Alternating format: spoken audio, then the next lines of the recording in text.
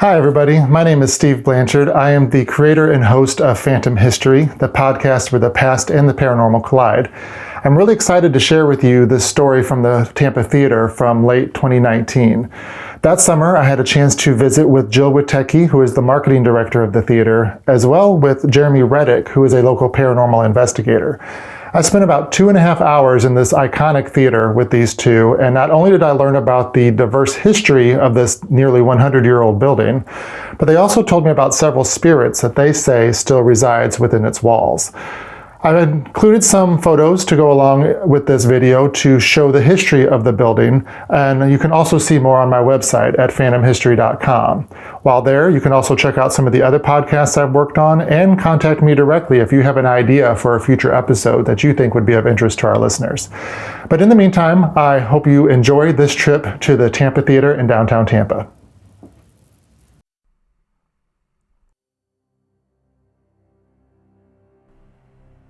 He was in the projectionist booth of the Tampa Theatre taking photos during what up until that point of the day had been a fairly routine investigation.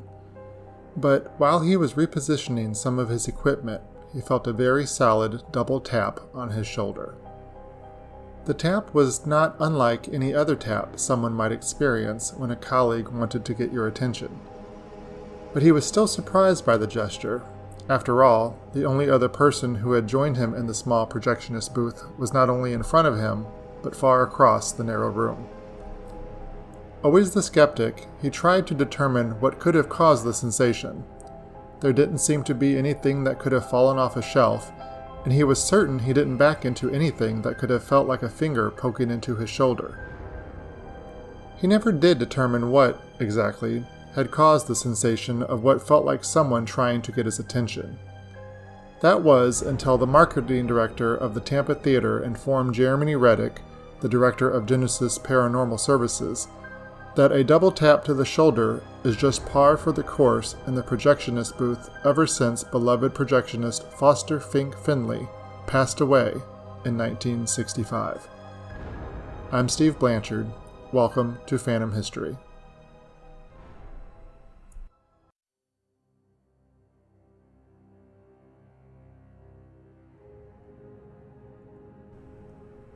After 91 years of continuous operation, the Tampa Theatre finally underwent a massive multi-million-dollar renovation in 2017. But, sticking with its long tradition, the theater remained open to patrons and its staff continuously hosted events and offered tours, even while construction was continuing all around them. The theater, which originally opened its doors in 1926, has never ceased operation and has had a haunted reputation for an incredibly long time. In fact, theater marketing director Jill Witecki proudly proclaims the theater as Tampa, Florida's most haunted building. Tampa Theatre opened on October 15, 1926, as one of the most elaborate movie palaces that had been built in the country up to that point. Back in the 20s, movie palaces were a relatively new architectural style because movies were a relatively new art form. And so cities were throwing up movie palaces as fast as they could, all funded by the major motion picture studios. So there was tons of money, there was tons of competition amongst the architects who were building them. And for us, we were built by an architect named John Eberson out of Chicago, who, among the various styles that he dabbled in, pioneered a style he called the atmospheric. And that's what Tampa Theatre is, that illusion of a night sky with stars overhead, the feeling that you're outside in the Mediterranean courtyard were what Eberson meant when he created an atmospheric theater. So years later, we faced the same fate that a lot of historic movie palaces did in the 50s and 60s, that they were being torn down. They were all sitting on prime downtown real estate. They were no longer part of the studio system. There wasn't the money to keep them up, and they weren't turning a profit on their own. So a lot of movie palaces were torn down in that era. We were lucky to have survived. And in the early 70s, we were rescued by the city of Tampa. So today, we are owned by the city. We are operated and programmed by a 501c3 called the Tampa Theatre Foundation. And we open our doors about 600 times a year. So we remain a movie palace. That's most of our programming is film. We do some live performances on what very limited stage we have, some special events here and there. And around this time of year, we start talking about our ghost tours because we're also regarded as the most haunted building in Tampa, which is a reputation we enjoy. Despite a fairly well-documented history and more than 9 decades of continuous operation, many of the entities haunting the building had their identities lost to the evolution of entertainment and veiled behind the passage of time. However, Jill says that frenzy of construction in 2017 actually helped shed some light on the identities of some of its paranormal residents, specifically the identity of a long-since departed manager that let some visiting guests know that he still calls the historic theater home. He is, it seems, only one of many in a cast of paranormal characters that seem perfectly content to spend the afterlife in the beautiful and ornate movie palace. But of course, anytime you start tearing into a historic building and doing that kind of work, it tends to stir up whatever activity is already occurring in the building. And we definitely saw that because 2 Octobers ago was the heart of the restoration work. We had crews in the building all the time, and we were giving tours in and around what they were working on, and had probably one of the most active years we've had in a long time. Fortunately for the theater, there hasn't been any indication that its spiritual inhabitants are hostile. Forceful maybe, but not hostile. When Jeremy encountered the projectionist the theater staff affectionately calls Fink, he didn't feel any ill will at all, just surprise. I was standing up here in this room, and right inside the doorway, I was taking some camera shots with a full spectrum camera. And as I was moving the tripod, I had a very distinct double tap on my shoulder. I know what a double tap feels like, but I still question everything. So I stopped, I looked around. The first thing I saw was this thing draping over the spotlight, this drape, or cover, or whatever you want to call it. And I knew there was a cabinet behind me, and sometimes there's stuff on the cabinet. So in my head, I was like, all right, something's draping down the cabinet. And I turned, there's nothing on the cabinet. So I'm standing in that spot, just, okay, did I feel a double tap? My partner that was up here at the time, he had what you would call, I'm sure you've heard of him, like a K2 meter or an EMF sensor that lights up when you check the EMF. He brought this, it's a hybrid device that has a couple different things in it, but he brought it over to me because up here it's completely flat, unless of course you get it to the next to the instruments, you'll get a small reading. But it's mostly flat up here, like a 0. And he brought it over to me and he held it to my chest and it lit up full tilt. And I was like, what? And he pulled it back. It went away. He brought it back to my chest. He walked around me, and it was like this space of energy that was right where I was standing. You'd take it to the floor, it would go away. You'd take it up high, it would go away. It was a self-contained just spike of electromagnetic energy. And it lasted I stepped out of the space where it still remained for about 1.5 minutes, and then it just disappeared. Now, is that a paranormal phenomenon? But it was definitely something I couldn't explain. The crazy thing was, I didn't know that was a claim, that people were being tapped up here. And Jill was down with another group in the main auditorium. And I went down, I told her what had happened. She goes, oh, that's something that happens up there. I was like, oh. So that's the best form of validation. As Jill told him, Jeremy isn't the only person who has encountered Fink since he passed away in the 1960s. Modern-day projectionists and guests who sit in the balcony have all shared stories of their encounters with Foster Finley, who many say is as in kind in death as he was in life. Fink was a nickname. Foster Finley was our projectionist here at Tampa Theatre from 1930 to 1965. And at the time, one of his relatives, and we have conflicting sources, that it was either his father or his uncle, was the manager here, O.G. Finley. And so O.G. hired, who we believe was his son, Foster, to run the projection booth. And he did so 6 days a week for 35 years. So Every day, as you noticed coming up here, we don't have an elevator that comes to the booth or anywhere else. So Fink would have to pick up the film cans down in the lobby whenever they would arrive, make that climb that we all made up here to the projection booth. And because he was here till 1965, we still run into people pretty regularly that knew him, saw him, worked with him, could tell us a little bit about him as a person. So what we know is that he was a relatively slight man, that he would most days drink a cup of coffee and smoke a cigarette as he was coming up to the booth. And then when he got here, you may have seen the little bathroom when we came in up here in the booth. He would have his morning shave up here in the bathroom and then dress in a three-piece suit that he kept here for work.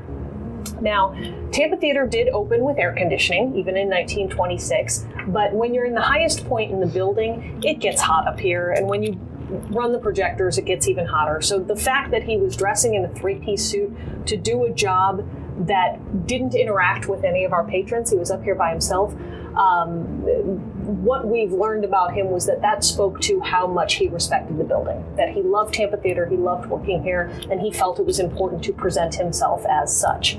He did not die in the building. He actually collapsed here in the booth, and his co-projectionist Bill took him home, where he died a couple of weeks later. He had been diagnosed with cancer previous to that and kept working even after the diagnosis. So whether it was a heart attack, whether it was complications, it was sudden, but not really. His health had been suffering. But ever since his death in 1965, every projectionist we've ever had has had experiences up in this booth that they attribute to Fink.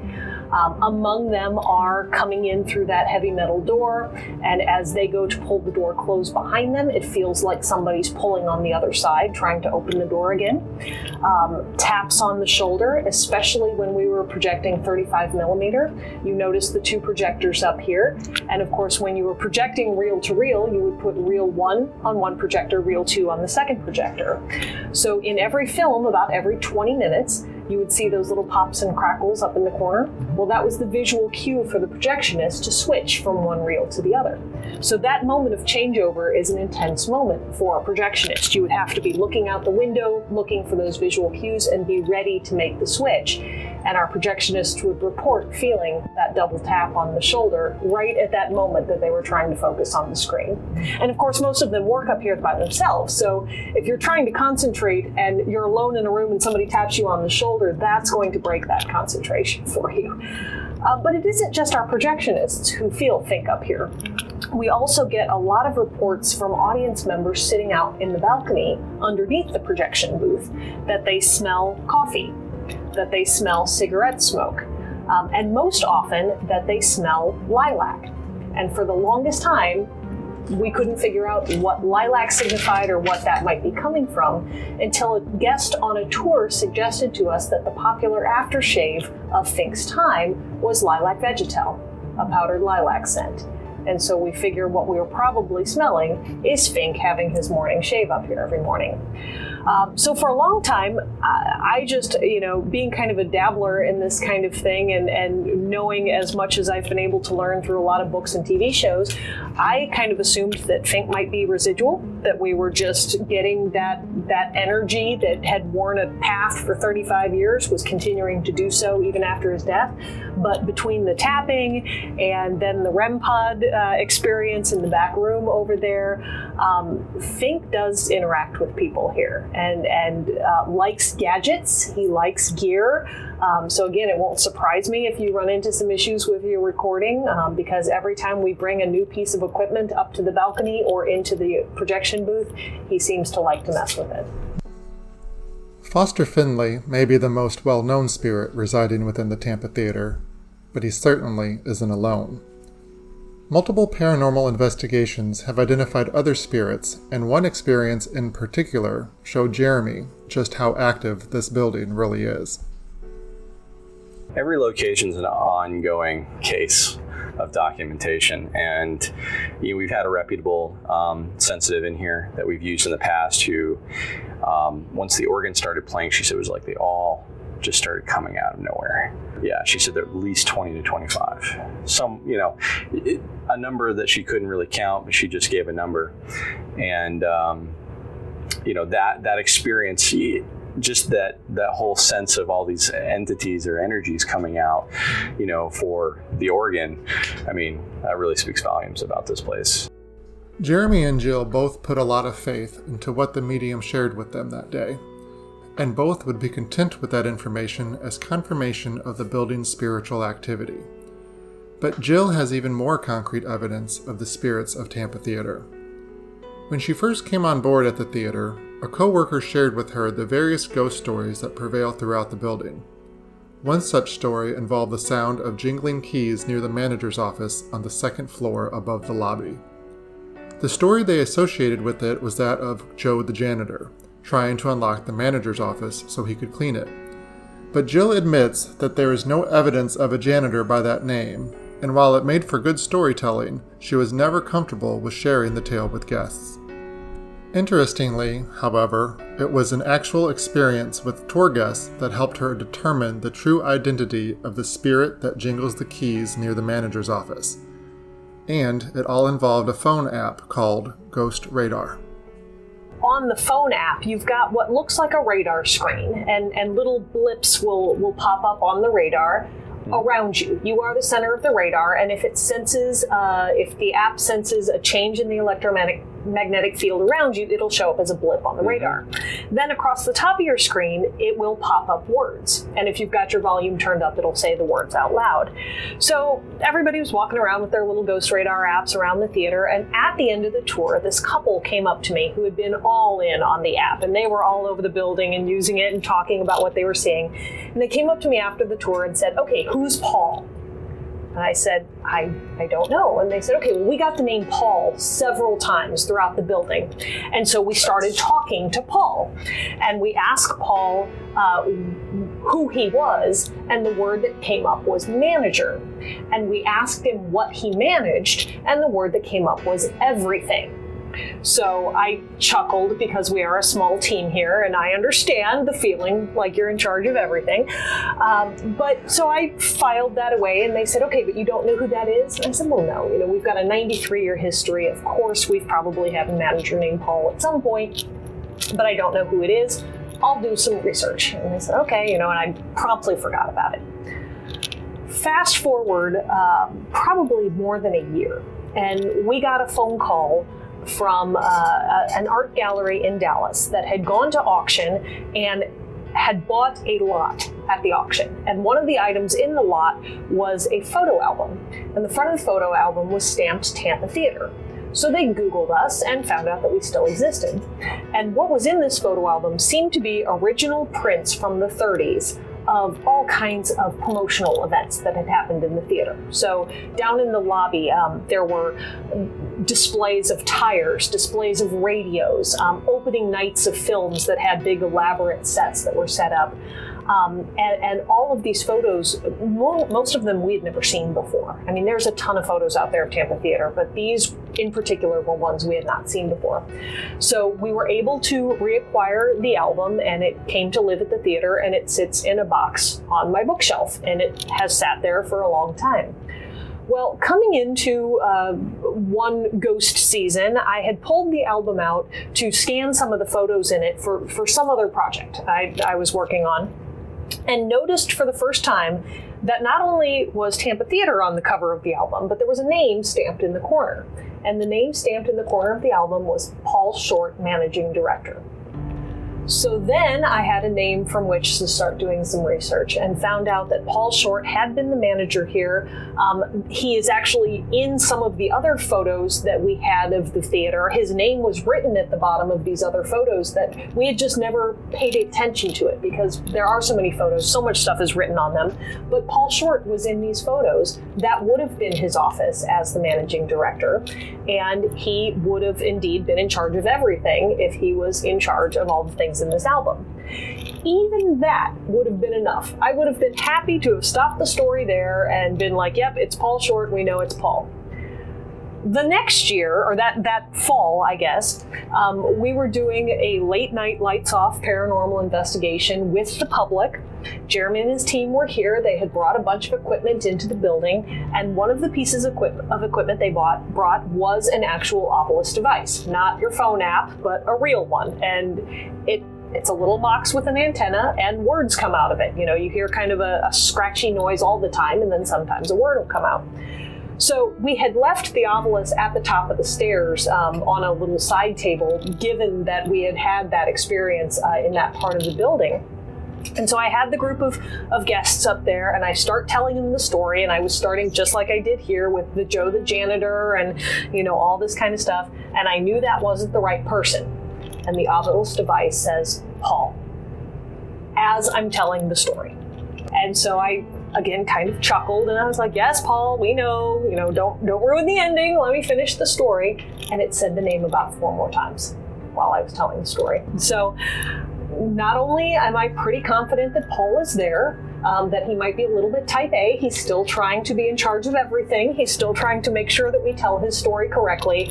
But it was so exciting for me to finally have a little bit of closure on the story and be confident in the story I was telling, that this is actually who we were talking about, and that we were reflecting his story accurately.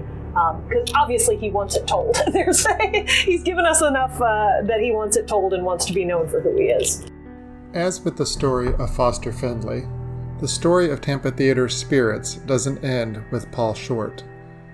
In fact, there is a long list of entities that remain in the downtown Tampa landmark. There's Robert Lanier, the ticket taker who died in the lobby, the unidentified woman in white that roams the second-floor balcony just above the lobby. Then there's the vaudeville trickster who enjoys bothering performers in the subterranean dressing room. And finally, the man in the fedora who is commonly spotted in his favorite seat on the main floor. Jill and Jeremy share more about these entities and the investigations surrounding them in part 2 of this interview, coming soon on Phantom History. Each spirit has its own story and its own message, but one thing remains constant. The spirits seem to want to be in the Tampa Theater, and for Jeremy, that makes perfect sense.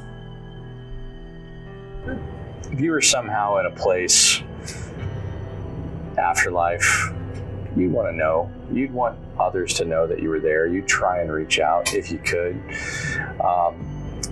As far as the experiences that we have here, at the end of the day, like Jill said, there's a history here. And whether you're coming to see a movie or see a show, everyone who walks that door gets to be a part of that history. I mean, you just experience the theater. To come in here and sit in its seats and look at all the decor and appreciate that. The spirits are an integral part of that. And the energy that comes with that preserves this place. It's a theory. When you're looking at a haunted location, that's actually a theory. You go into an old, decrepit place that's falling apart, and you think, oh, that's creepy, it's probably haunted. But believe it or not, the most haunted places are the well-preserved places that are held together, that aren't decrepit, that aren't falling apart, because there's something else there that's maintaining and keeping it together.